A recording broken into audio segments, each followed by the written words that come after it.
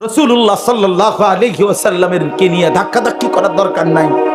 তুমিও ভালোবাসো, আমিও ভালোবাসি, তুমিও মহব্বত করো, আমিও মহব্বত করি। রাসূলুল্লাহ সাল্লাল্লাহু আলাইহি ওয়াসাল্লামকে ভালোবাসো। নবী সাল্লাল্লাহু আলাইহি ওয়াসাল্লামের এক এক ফোঁটা চোখের পানির কদর করো ভাই। আল্লাহর নবী বলবেন, উম্মত 23টা বছর আমি কেঁদেছি।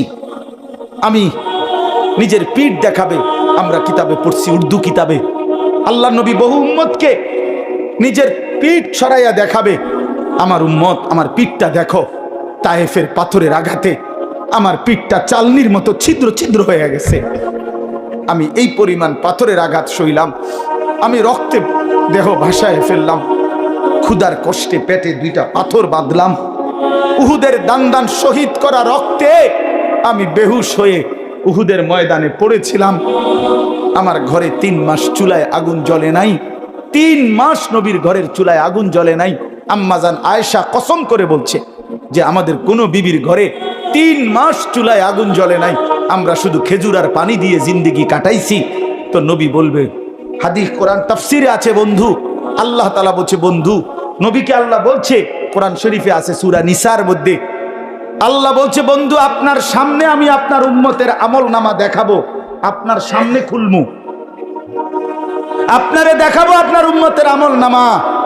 এই নবী তখন আমলনামা দেখা যখন দেখবে পৃষ্ঠার পর পৃষ্ঠা নামাজ নাই, সেজদা নাই, 30 বছর মিথ্যা বললা, 30 বছর সুদ খাইলা, 50 বছর ধরে বিড়ি সিগারেট, 60 বছর 70 বছর এই নাফরমানির উপরে কথায় কথায় গালি, অবৈধ উপার্জন, হারাম, সুদ, ঘুষ, মদ, জুয়া, চুরি, ডাকাতি, বেহায়া, বেপর্দা, জিনা, ব্যভিচার, অসভ্যতা, নোংরামি।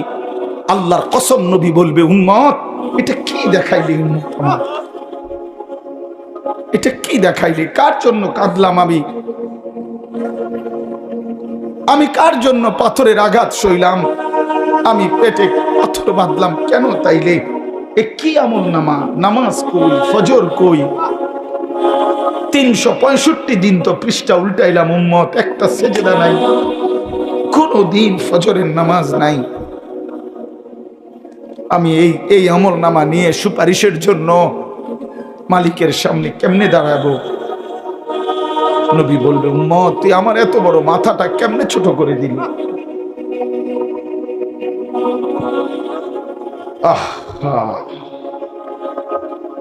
তো তখন রাসূলুল্লাহ সাল্লাল্লাহু আলাইহি ওয়াসাল্লাম বলবে, আমার উম্মত বলো আমি আর কত কাঁদলে তোর দিল নরম হইতো, আমি আর কত রক্ত ঝরাইলে